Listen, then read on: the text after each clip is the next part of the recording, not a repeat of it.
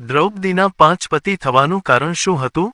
દ્રૌપદીના પાંચ પતિ થવાના કારણો પુરાણોમાં અનેક રીતે સ્પષ્ટ કરાયા છે, અને તેનો આધાર પ્રાચીન ભારતીય દર્શન તથા આખ્યાનો પર છે.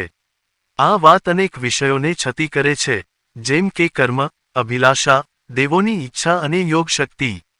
દ્રૌપદીના પૂર્વજન્મની કથા. પૂર્વજન્મમાં દ્રૌપદી મહાતપસ્વી સ્ત્રી હતી.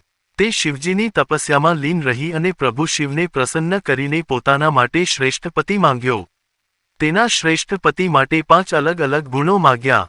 1. ધર્મપ્રિય પતિ યુધિષ્ઠિર. 2. બલવાન પતિ ભીમ. 3. સૌંદર્યવાન પતિ અર્જુન. 4. જ્ઞાનવાન પતિ નકુલ. 5. વિવેકશીલ પતિ સહદેવ. શિવજી તપસ્વી સ્ત્રીની આ ભક્તિથી પ્રસન્ન થયા, પરંતુ તેણે માગેલી ઈચ્છા પૂરી કરવા માટે પતિના 5 ગુણ એક સાથે એક જ વ્યક્તિમાં સુલભ ન હતા.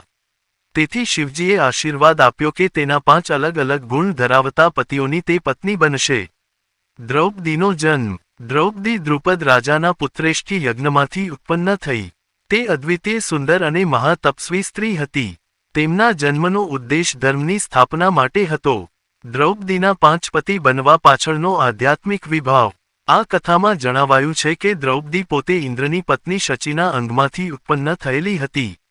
તેઓ ઇન્દ્રના તેજનું મિશ્રણ ધરાવતી હોવાથી 5 પાંડવો સાથે મનોવૈજ્ઞાનિક તેમજ આધ્યાત્મિક બંધન ધરાવતી હતી. પાંડવો ઇન્દ્રના તેજમાંથી ઉત્પન્ન થયા હતા, જેથી તેઓનો સંબંધ એક સ્વરૂપે સજીવ હતો. પૂર્ણ શાસ્ત્રીય નિષ્કર્ષ. આ કથા એ સંકેત આપે છે કે દ્રૌપદી માત્ર મનુષ્ય નહીં પરંતુ આધ્યાત્મિક મૂર્તિ હતી. તેના 5 પતિ થવાના કારણો ધર્મ અને કર્મ પર આધારિત છે. દ્રૌપદીના જીવનનો મુખ્ય ઉદ્દેશ ધર્મની સ્થાપના કરવો હતો, જે પાંડવો સાથે તેના સંબંધ દ્વારા સિદ્ધ થયો.